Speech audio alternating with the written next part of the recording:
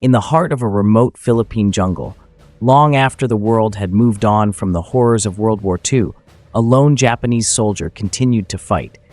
His name was Hiroo Onoda, and he didn't know the war was over for nearly 30 years. It's 1974. The world is in the middle of the Cold War. The United States and the Soviet Union are locked in a tense standoff. The moon has been walked on. Elvis is still alive. And somewhere in the Philippines, a man is about to discover that the war he's been fighting ended almost 3 decades ago. Hiroo Onoda wasn't a soldier hiding out of fear. He was hiding out of duty. In 1944, he was stationed on the small island of Lubang, just southwest of Luzon in the Philippines. His mission? To disrupt enemy operations and hold the island at all costs. But as the tides of war turned, the Japanese forces began to retreat, and Onoda was left behind. Along with Onoda, 3 other soldiers are fighting the war that had ended. Private Yuichi Akatsu, Corporal Shoichi Shimada, and Kinshichi Kozuka. Together, they survived deep in the jungle, convinced that the Japanese army would return to rescue them. They believed the propaganda that Japan was still winning the war.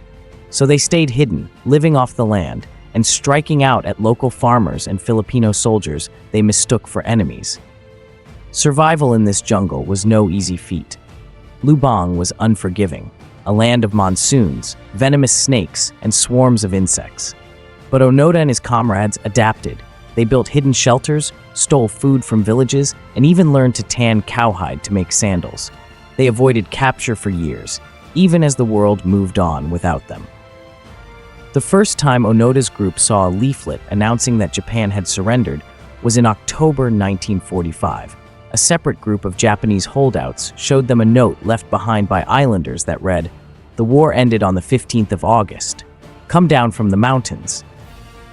The men concluded that the leaflet was Allied propaganda and reasoned that they would not have been fired on before if the war had ended.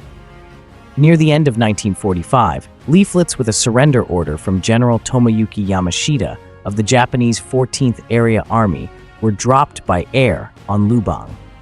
Onoda's group studied them to determine whether they were genuine and decided they were not. Akatsu separated from the group in September 1949 and after 6 months on his own, surrendered to Philippine forces in March 1950.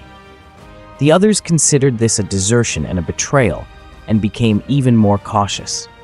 In February 1952, letters from the 3 soldiers' families urging their surrender, along with family photographs, were dropped by air, but the group concluded that it was a trick.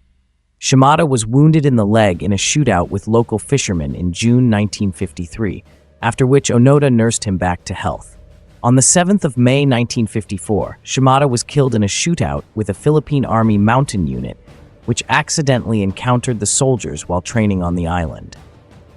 On the 19th of October 1972, Kozuka was killed in a shootout with local police while conducting a recurring raid in which he and Onoda burned piles of rice harvested by the villagers, which they intended as a signal to fellow Japanese forces that their group was still alive and carrying out its duties on Lubang.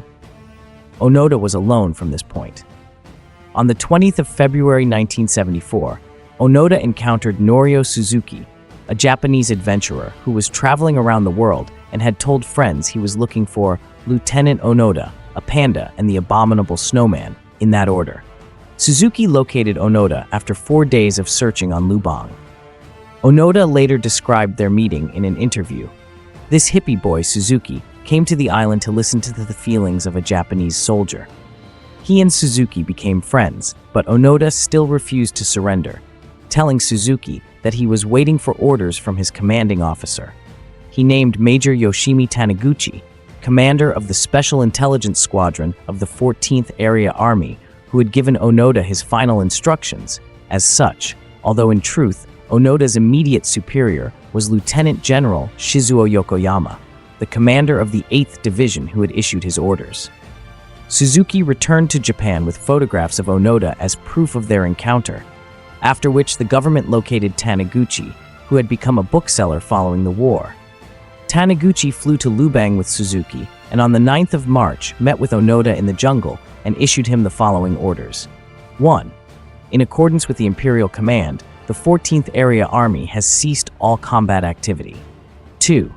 In accordance with Military Headquarters Command Number A-2003, the Special Squadron in the Chief of Staff's headquarters is relieved of all military duties. 3. Units and individuals under the command of the Special Squadron are to cease military activities and operations immediately and place themselves under the command of the nearest superior officer. When no officer can be found, they are to communicate with the American or Philippine forces and follow their directives.